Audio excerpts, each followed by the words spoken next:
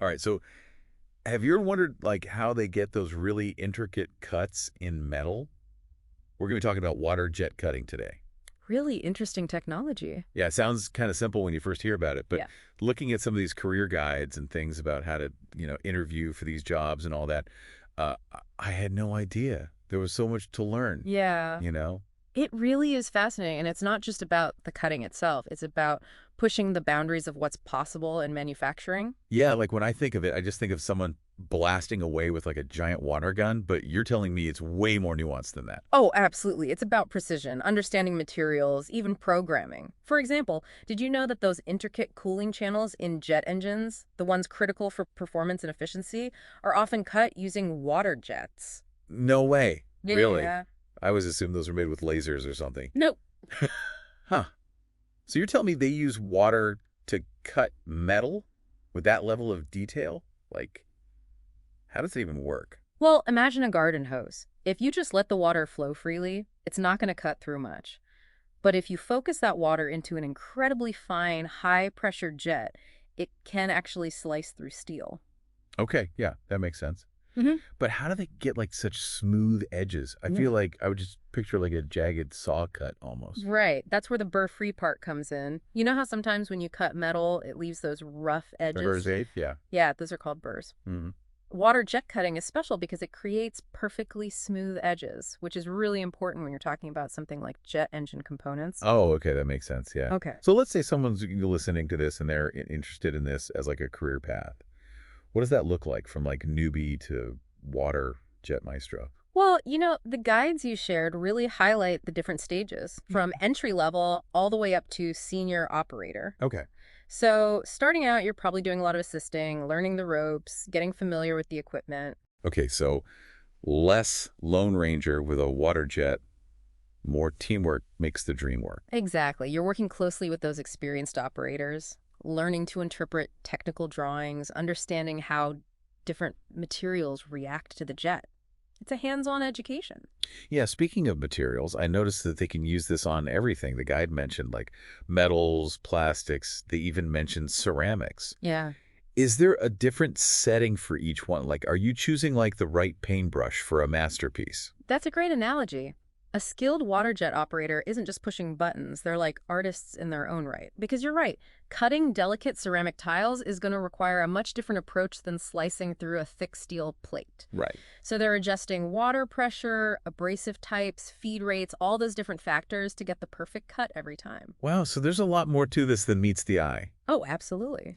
It's like you're not just cutting materials, you're like conducting an orchestra of water and pressure. And that's just the beginning. Mm. What's really fascinating is how this technology is evolving alongside things like computer-aided manufacturing or CAM software. Okay, I have to admit, when I see CAM software, I get a little intimidated. Can you break that down a little bit? Yeah. What does that even mean? Sure, imagine you're trying to cut a complex shape by hand. It would be incredibly difficult to get it perfect every time, right? CAM Uh-huh. software is like having a computer program that creates those perfect instructions for the water jet, Okay. and it ensures that precision and accuracy. So the operator is working with the CAM software to design the cut, kind of like an architect would design a blueprint. Exactly. And then they use something called a CNC controller to actually tell the water jet what to do. Okay. Sort of like a skilled craftsman interpreting that blueprint. So it sounds like you need a good mix of like technical skills and artistic vision almost to really excel in this field. But I have to ask, with all this talk about computers and automation, is the water jet cutting operator's job at risk of being like taken over by robots? That's a question a lot of people are asking these days. And Yeah. it's something we should definitely dive into. It's not like a simple yes or no, Right. like are robots going to take over? Yeah.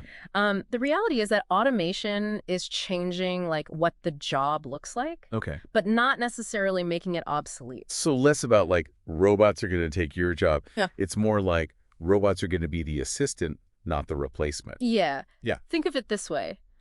Like all that automation, it takes over some of those repetitive tasks. Okay. But what it really does is free up the operator Okay. to really focus on the more complex the strategy parts of the job. Okay, so instead of just pushing buttons all day, Yeah. they're the ones programming the buttons to be pushed. Exactly. And they're the ones who really need to understand like the nuances of the software, the materials, the whole cutting process. Okay. They're going to be the ones troubleshooting problems, optimizing for efficiency, making sure that, the quality is top notch. So it's less about like manual labor Yeah. and more about critical thinking and problem-solving skills that you can then take to all these different types of manufacturing jobs. Exactly. And we see that reflected even in the interview questions that we saw. Go.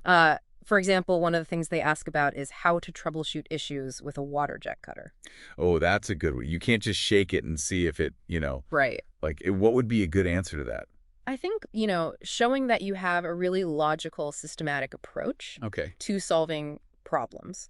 So a skilled operator would walk through, step by step, how they identify a problem, how they would test different solutions, and then how they would actually get that machine back up and running. So even if you've never touched a water jet cutter before, if you can explain a way that you've solved a complex problem in the past, that's really valuable. Absolutely. Because it shows that you're adaptable, you can think critically, that you can stay calm even when things get really high pressure, which are all, really good qualities no matter where you go. Makes sense. Yeah. Now, reading through this, I was also kind of struck by like how important material knowledge is. Yeah. Like one of the questions they asked was, tell us about your experience with different types of materials in water jet cutting. Mm-hmm. What are they really looking for with a question like that? It goes back to that idea of like the water jet operator as the artist, right? They have to know how to choose the right tools, the right techniques for the job. Good. So they want to know that you understand, density, thickness, Okay. how different materials are going to stand up to that force of the water jet. So it's not just like a one-size-fits-all approach. You can't just crank it up to 10 Yeah. and expect to cut through concrete and also like a silicon wafer or something. Right. You probably destroy your wafer. Yeah, probably. So knowing how to adjust those settings based on the material is critical for getting those really precise, clean cuts. Now, shifting gears a bit, I was also struck by how much they talked about sustainability in these materials, which I thought was really interesting. Yeah. One of the questions even asked about like how to minimize waste during the cutting process. Yeah, and that's something that we see more and more across all manufacturing, right? It's Right. not just about making things anymore. It's how do we do it responsibly? Right. How do we make sure that we're minimizing the impact on the environment? So a good water jet cutter operator is thinking about like, okay, how do I set this up to be the most efficient? How do we recycle as much of this material as possible? How do we minimize our water and energy use in this? Totally. Thinking about the whole life cycle of the materials and what happens, even after the cut is made. That's fascinating. So like, when I first started reading about this, I thought water jet cutting was just this like isolated kind of thing. Right. But it sounds like it's really connected to these larger trends and like technology and sustainability. Oh, absolutely. And speaking of technology, I think we should talk about 3D printing. Okay. 3D printing. That's like totally different though, right? That's about building things up like Yeah. layer by layer. It is. How does that even play into like high pressure water jets? Well, you can combine them. Okay. So think about it, like 3D printing is amazing for creating really complex shapes, Yeah. but it doesn't always give you like the smoothest finish Okay. or the most intricate details like inside something. Oh. And that's where the water jet can come in. Oh, so it's like 3D printing creates a rough draft and then the water jet comes in and does like the detailed editing. Exactly. Okay. It's called hybrid manufacturing. Oh. And it's like really changing how things are done in aerospace, medicine, all kinds of places. Wow. So imagine like creating a 3D printed prosthetic limb, Okay. but then using a water jet to put like customized channels inside Wow. for the wiring, the sensors, to make it really high Yeah. functioning. Wow, that's incredible. So it's less about them competing with each other and more about like how they can work together to do something that neither one of them could do on their own. Totally. And it's not just 3D printing. We're seeing water jet cutting used with robotics, Yeah. AI-powered design software. Oh, wow. It's like this whole world of advanced manufacturing that's all starting to combine. It's like that whole like Industry 4.0 thing I keep hearing. Exactly. And for someone just starting out in their career, I think just understanding water jet cutting could really open a lot of doors. Yeah, totally. I was thinking back to those career guides that we were looking at. Yeah. They mentioned a service called RoleCatcher. Yeah, I heard of them. could that be helpful for someone trying to navigate all these like new opportunities? Oh, absolutely.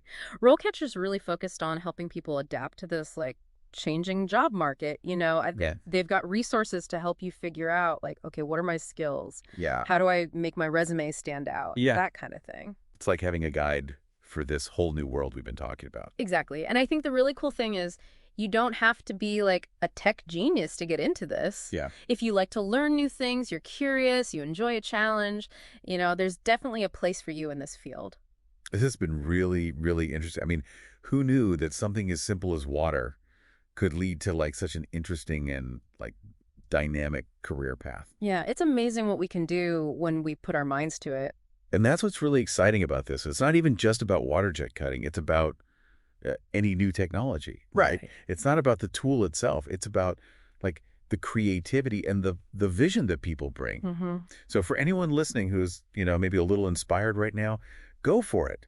The future belongs to the people who are willing to like learn and adapt and try new I things. totally agree. Who knows? Maybe someday you'll be the one teaching us about the next big manufacturing technology, right? Okay. Well, on that note, this has been another deep dive.